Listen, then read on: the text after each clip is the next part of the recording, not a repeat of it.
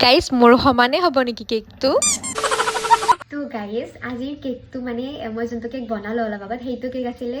4 কেজিৰ কেক। तो चलिए शुरू करते हैं।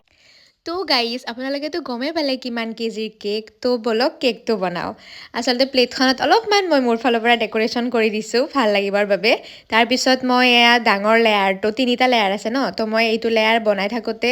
মায়ে আহিলে অলপমান হেল্প কৰি দিলে মোৰ আধা হোৱাই নাই মাৰ হ'লেই এটা লেয়াৰ বনোৱা তো 3টা লেয়াৰ যিহেতু আছিলে আৰু এটা লেয়াৰ মাজৰ লেয়াৰটো মানে সেইটো মাকে বনাব দিলোঁ মোৰ হোৱাই নাই মানে ডাঙৰটোত ক্ৰীম লগালে বহুত টাইম লাগে সেইটো বাবে মায়ে মোক হেল্প কৰি দিছে তাৰপিছত মাই এইটো বনোৱা হোৱাৰ পিছত মা কেণ্টিনত গুচি গ'ল তো মই ফিনিচিংখিনি কৰিলোঁ মায়ে জাষ্ট ভিতৰত ক্ৰীম লগাই থৈ গৈছিলে বাকী গোটেইকেইটা কেকত মই ফিনিচিং কৰিলোঁ এইফালে দেখিছেনে ভণ্টিয়ে ক্ৰীম মাৰি আছে তো তাইক ক্ৰীমখিনি মাৰিব দি পিনে মই যিখিনি ক্ৰীম ৰৈছিলে সেইখিনিৰে এইটো ফিনিচিং কৰিলোঁ তাৰপিছত তাইৰ ক্ৰীমখিনি হোৱাৰ পিছত আৰু এটা আছিলে নহয় লেয়াৰ সেইটোত মই ক্ৰীম লগালোঁ সেইটোত লগোৱা হোৱাৰ পিছত মই আপোনালোকক আজিতে গোটেই পাৰ্টটো নেদেখুৱাওঁ যিহেতু